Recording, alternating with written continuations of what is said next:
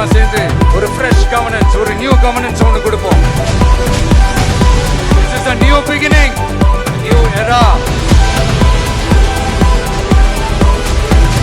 பெண்கள் பாதுகாப்பு ரொம்ப ஸ்ட்ரிக்டா வச்சிருப்பேன்.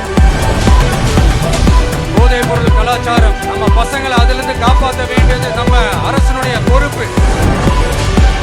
கல்வி, ரேஷன், மருத்துவம், குடிநீர், பஸ் வசதி, இந்த மாதிரி விஷயங்கள்ல தான் என்னுடைய முதல் கவனம். இது உங்களுடைய ஆட்சி, உங்களுக்கு அதுல எந்த விதமான சந்தேகம்